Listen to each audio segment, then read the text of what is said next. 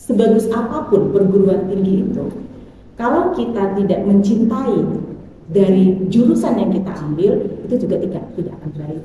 Jadi bagaimana kita memaksimalkan proses kuliahnya, cintai ya jurusan yang kita ambil, dan tentunya ikhtiar kita. Yakinlah bahwa ini yang terbaik buat kita. Ya.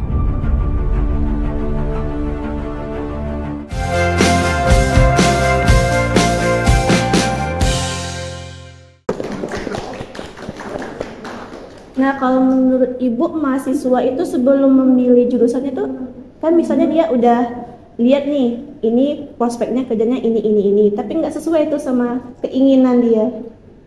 Itu gimana tuh? Nggak sesuai dengan keinginan. Iya. Kalau kita bicara dengan keinginan, itu memang banyak ya masalah saat ini. Ada terkadang kuliah itu dipaksa orang tua. Nah, iya. Betul. Ada terkadang kita maunya di sini tapi keadaan tidak mendukung. Contoh mungkin dari sisi biaya, ya kan, kalau kita harus kuliah ke luar daerah kita harus mengeluarkan biaya cukup besar sehingga kita kuliahnya di sini saja. Nah, ini seperti apa kita menyikapinya? Yang jelas kalau saya kita sebagus apapun perguruan tinggi itu, kalau kita tidak mencintai dari jurusan yang kita ambil, itu juga tidak akan baik. Jadi bagaimana kita memaksimalkan proses kuliahnya, cintai ya jurusan yang kita ambil, dan tentunya ikhtiar kita. Yakinlah bahwa ini yang terbaik buat kita. Jadi apapun rencana, menurut saya yang terbaik itu adalah apabila kita bisa menerima kondisi saat ini dan kita maksimal untuk menerapkan ataupun menjalankan yang sudah ada ataupun yang didapat fakultasnya atau jurusan yang sudah diambil. Selanjutnya Caca nih, ada nggak yang ingin ditanya? Tadi kan Ibu udah menjelaskan tentang upaya kampus dalam mempersiapkan untuk ke jenjang yang lebih lanjut kan Bu, seperti universitas. Nah, sekarang tuh ada pertanyaan dari audiens, apa upaya kampus dalam membuat lulusannya berkualitas dan unggul? Bagaimana upaya kampus untuk menghasilkan lulusan yang unggul tentunya? Yang jelas kita inginnya setiap lulusan dari tempat kita itu berdaya saing, ya. Nah, di sini tentunya kita akan melakukan kegiatan salah satunya dengan mengevaluasi kurikulum. Jadi artinya masing-masing prodi meninjau kembali kurikulumnya, apakah kurikulum yang ada ini sesuai tidak dengan tuntutan dari pasar, stakeholder. Jadi kita lihat dulu seperti apa. Jadi ada 2 tahun sekali kita lakukan peninjauan kurikulum. Jadi sesuai dengan kebutuhan pasar pada saat itu.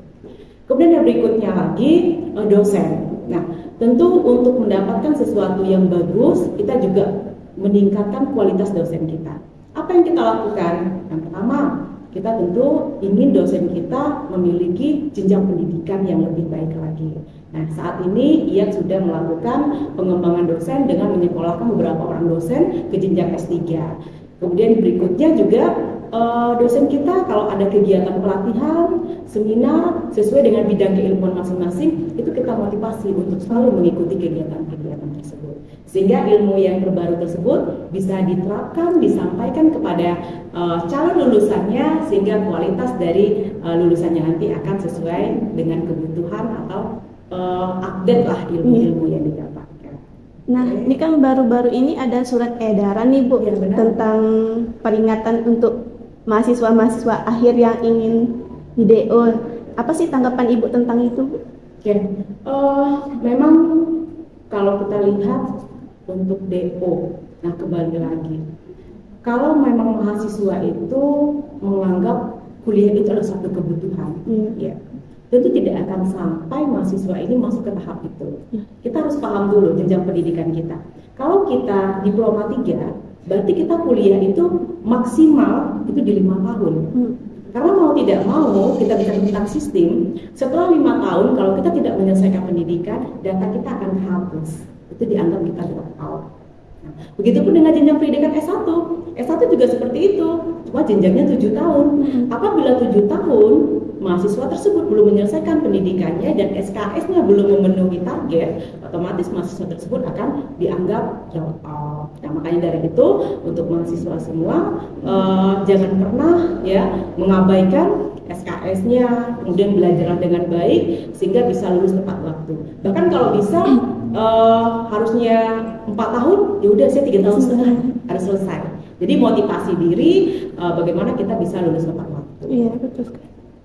Nih, Caca ada lagi nggak yang ditanya? Oke, Ibu kan tadi juga menjelaskan kalau Ibu tuh juga seorang dosen.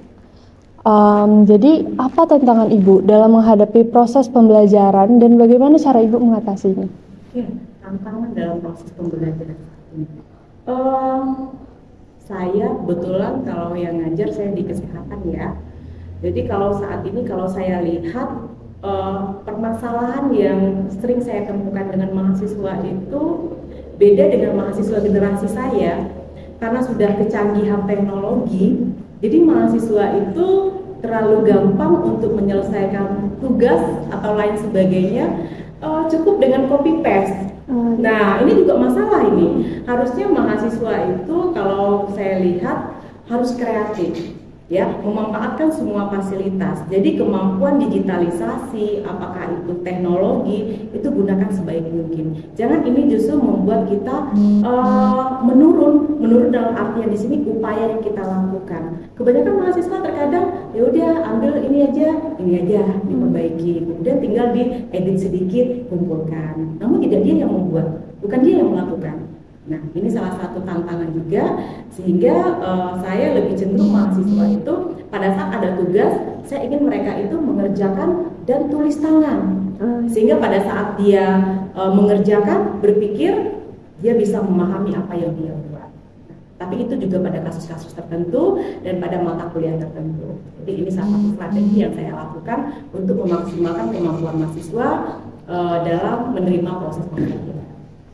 Nah, untuk kan bentar lagi ada pembukaan nih Bu. Ada nggak sih tantangan Ibu dalam menghadapi proses penerimaan mahasiswa baru dan gimana sih cara Ibu mengatasinya? Oke.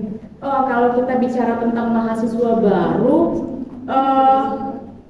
kita lagi heboh ya saat ini tentang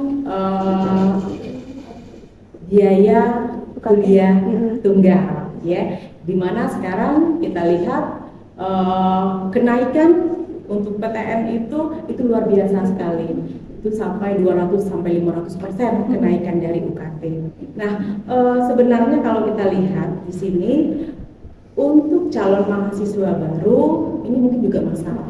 Meskipun kita lihat yang terbaru pemerintah sudah membatalkan wacana kenaikan uang kuliah tunggal tersebut, namun tidak nutup kemungkinan kedepannya akan tetap dilakukan kenaikan, namun tetap di bawah pengawasan dari Kemendikbud, tetap di bawah pengawasan dari Kemenristekdikbud, ya.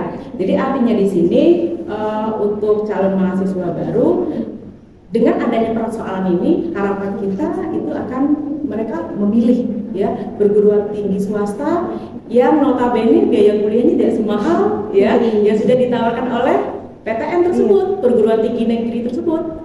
Karena menurut saya di sini biaya kuliah itu untuk di IAP sendiri itu sangat terjangkau sekali. Ya, kita sangat kuliah kita murah, tapi kita bukan murahan. Kita artinya di sini kita bisa menyesuaikan dengan kondisi keuangan masyarakat umum dan mekanisme dari pembayaran pun kita juga sangat fleksibel sekali. Jadi kalau saya bicara di sini tentang uang kuliah kita untuk mahasiswa baru mungkin dengan bayar hanya 750.000 di awal itu kita sudah bisa untuk mendaftar dan masuk di IAP ini.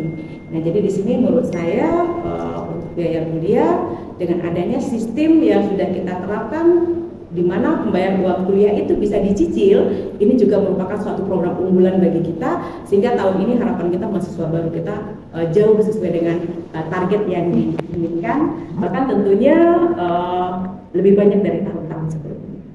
Nah, kan Ibu tadi ada membahas tentang kenaikan UKT ini. Apa sih hal yang mendasar menurut Ibu, hal yang mendasari kenaikan UKT sendiri itu apa gitu? Oke. kita lihat beberapa tahun yang lalu itu ada yang namanya PTNBH. Jadi PTNBH itu adalah Perguruan Tinggi Negeri Berbadan Hukum. Nah, jadi di sini di mana perguruan tinggi ini diberi hak ataupun diberi wewenang oleh pemerintah untuk mengelola operasional sekolah ataupun perguruan tinggi itu sendiri. Nah, kalau dulu perguruan tinggi negeri itu memang sepenuhnya dibantu oleh pemerintah, dibiayai oleh pemerintah. Namun saat ini karena sudah ada PTNBH tadi, itu hanya berapa subsidi dari pemerintah untuk biaya operasional pelaksanaan kegiatan di perguruan tinggi. Jadi perguruan tinggi dikasih kesempatan. Nah, inilah yang menyebabkan perguruan tinggi menaikkan UKT sesuai dengan perguruan tinggi masing-masing. Dan ini sepertinya beda-beda. Setiap fakultas itu memiliki wewenang dan tentunya ada perguruan tinggi itu yang fakultasnya yang sangat mahal sekali. Nah, apalagi yang kesehatan itu biasanya sangat mahal sekali. Jadi artinya di sini saya dengan adanya peningkatan UKT ini tentu sangat prihatin sekali dengan kebijakan tersebut. Mudah-mudahan ini tidak terjadi sehingga bisa memberikan kesempatan kepada masyarakat kita untuk bisa kuliah di perguruan tinggi.